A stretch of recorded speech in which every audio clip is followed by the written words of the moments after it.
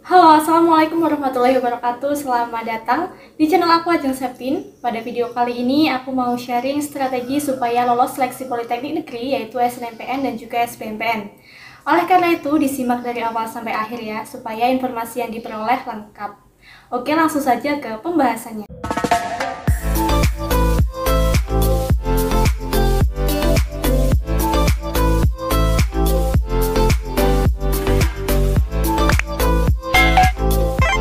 Yang pertama yaitu strategi lolos untuk SNMPN. Nah, SNMPN ini merupakan singkatan dari Seleksi Nasional Masuk Politeknik Negeri. Namun, SNMPN ini diperuntukkan bagi kalian yang ingin mendaftar ke Politeknik jenjang D3 saja. Karena untuk yang D4-nya atau sarjana terapannya itu proses seleksinya sudah ikut LTMPT yaitu melalui SNMPTN dan juga melalui UTBK SBMPTN. Perlu diketahui ya bahwa SNMPN ini tidak menggunakan sistem zonasi atau syarat domisili. Tidak seperti pada SNMPTN, sehingga kalian itu bebas memilih 2 politeknik dan juga 3 program studi yang tersebar di seluruh politeknik yang ada di Indonesia. Nah, aku punya strategi pilihannya gimana supaya peluang lolosnya tentunya tinggi ya. Yang pertama, seperti halnya SNMPTN dan juga SBMPTN, maka silahkan tempatkan jurusan dan juga politeknik impian kalian pada pilihan 1. Intinya yang ada di urutan 1 merupakan jurusan dan juga politeknik impian kalian. Pastikan juga ya, jurusan itu tuh sesuai dengan program keahlian kalian di SMK-nya. Sedangkan kalau yang dari SMA kan belum ada keahliannya ya, maksudnya masih umum. Sedangkan kalau yang dari SMA, untuk yang dari IPA itu bisa memilih prodi yang masuk dalam kategori rekayasa. Untuk yang IPS maupun bahasa bisa mengambil prodi yang masuk dalam kategori industri.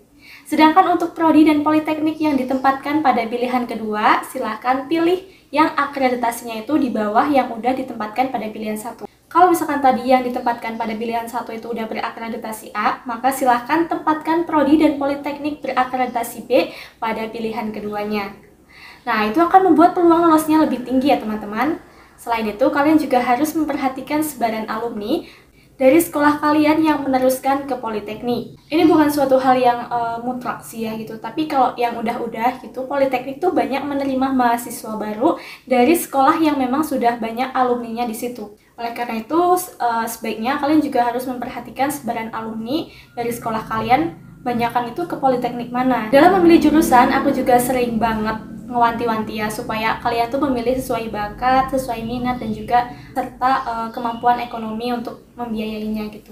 Karena kalau misalkan ada salah satu hal dari ketiga itu tuh ada yang dipaksain, itu nanti bisa berjalan tidak baik gitu. Maka dari itu jangan ada yang dipaksain. Yang kedua, lampirkan sertifikat atau piagam penghargaan ya. Jadi kalau misalkan kalian tuh punya sertifikat atau piagam dari jenjang kabupaten ke atas, silahkan dilampirkan. Karena keberadaan sertifikat atau piagam itu dapat menambah nilai plus buat kalian. Nah, gimana kalau misalnya piagamnya itu tidak sesuai sama jurusan yang diambil?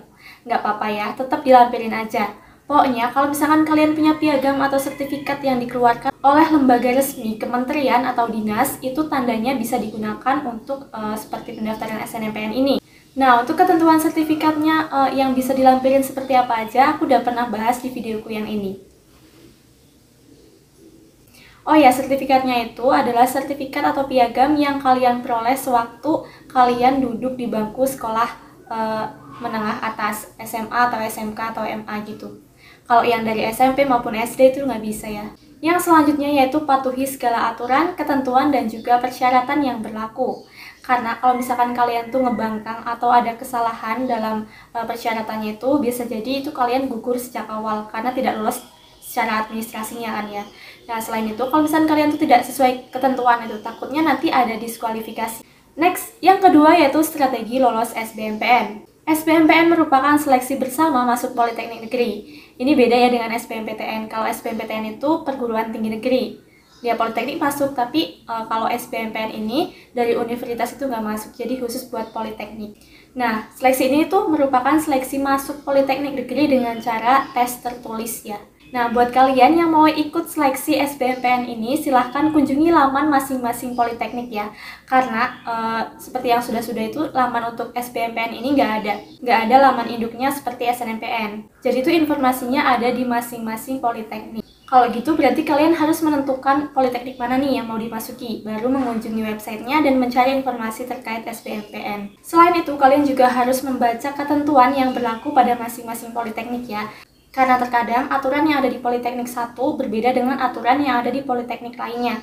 Nah, untuk strateginya itu nggak jauh beda ya dari yang udah aku sampaikan tadi pada SNMPN, yaitu urutan pilihan jurusan yang diurutkan dari jurusan dan politeknik impian kalian. Selain itu juga perlu diperhatikan akreditasinya ya, jangan sampai yang ada di pilihan kedua dan ketiga itu melebihi akreditasi yang ada di pilihan ke-1. Misal, yang ada di pilihan 1 itu akreditasinya A, maka yang ada di pilihan 2 maupun yang ketiga, karena kan kalau SBMPTN itu sampai 3 pilihan ya, itu jangan lebih tinggi dari yang ditempatkan pada pilihan 1. Jadi kalau misalkan yang ada di pilihan 1 itu udah terakreditasi A, yang di pilihan 2, 3 jangan melebihi itu.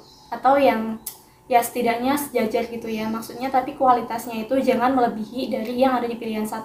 Kalau bisa sih yang ada di pilihan 2 dan juga ketiga itu B.